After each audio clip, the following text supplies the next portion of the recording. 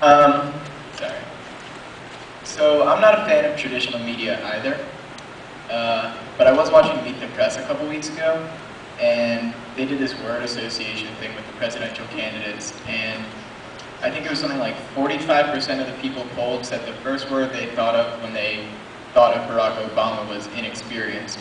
So as much as we hate traditional media and the things they try to sell us, the truth is that people in this country still kind of believe what they're told. So my question is, Barack can get away with murder when he's president, but he just has to sell it the right way, I guess is what I'm trying to say. Do you agree with that?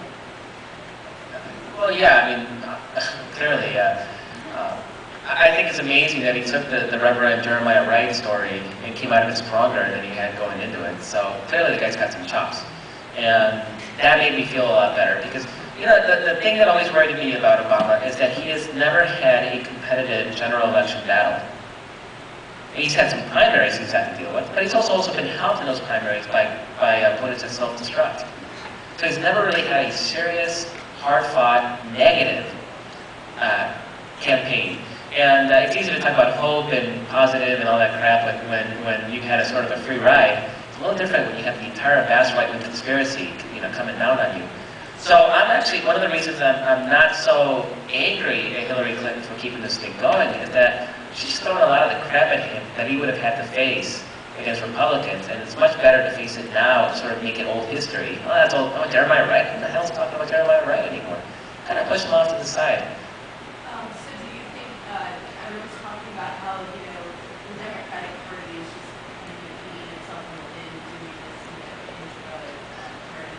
Yeah, the eating inside. I had a piece in Newsweek this week that actually discusses that. And if you go down the list, state by state, we have record registration in places like Pennsylvania and North Carolina that we wouldn't have necessarily if there wasn't a contested primary. This is really energizing voters in those states. It's getting them to turn out. It's getting them to organize. Texas, you know, the machine that was built in Texas for Obama and Clinton can theoretically make Texas a swing state this fall. I think it's going to be a contested state this fall. Between Latino vote being energized, and for the first time ever in Texas, the Latino vote turned out. It turned out for Hillary Clinton, I don't care. Right? Even they turned out. That was the first step. If we can keep them engaged and turning out, there's no way Republicans can keep the stranglehold on Texas. So we are, state by state, by having these contested tough primaries, we're getting people registered, we're getting them organized, we're building infrastructure, we're letting people see the candidates up front and personal. And the media may complain about, well, this is nasty, negative, and whatnot, but it's actually been a good thing. Now there's an end, right? Because, I mean, Obama already won this election, it's just Hillary needing to accept it. So there comes a point, and I think it's after Indiana and North Carolina, where you sort of kind of go, okay, we're not going to take this thing to the convention. We need to start training our fire on McCain. And God, he's a treasure trove of like juicy, like softballs. I just want to keep hitting them.